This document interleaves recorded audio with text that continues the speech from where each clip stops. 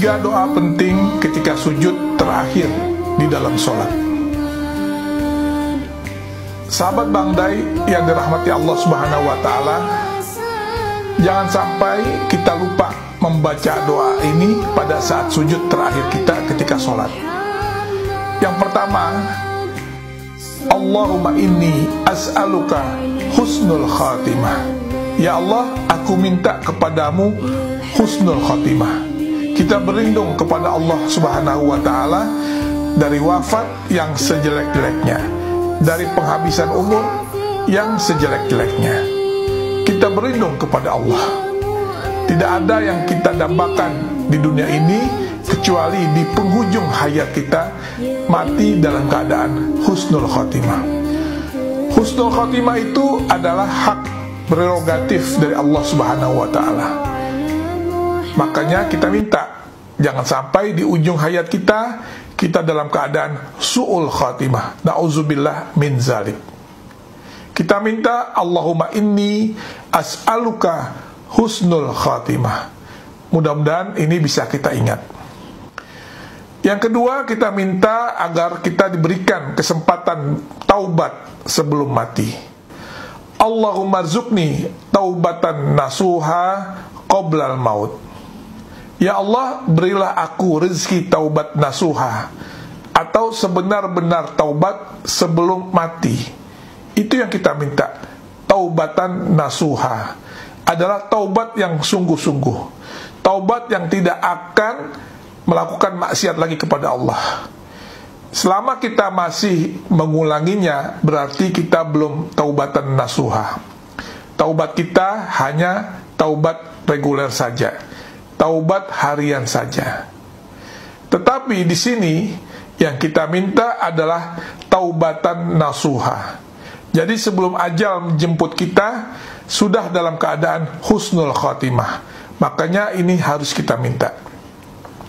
Ini seperti hal yang pertama, tidak ada jaminan taubatan nasuha sebelum mati.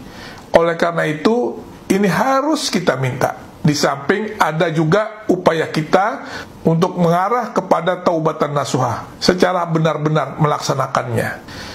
Yang ketiga, kita minta agar hati kita ditetapkan di atas agamanya. Allahumma ya muqallibal qulub sabit qalbi ala dinik. Ya Allah, wahai sang pembolak-balik hati, tetapkanlah hatiku pada agamamu. Jadi kita agar ditetapkan dalam agama Allah Subhanahu wa Ta'ala, yaitu agama Islam, sebelum kita mati. Sama dengan yang pertama dan yang kedua, tidak ada yang memberikan garansi apakah kita mati dalam keadaan muslim atau kafir.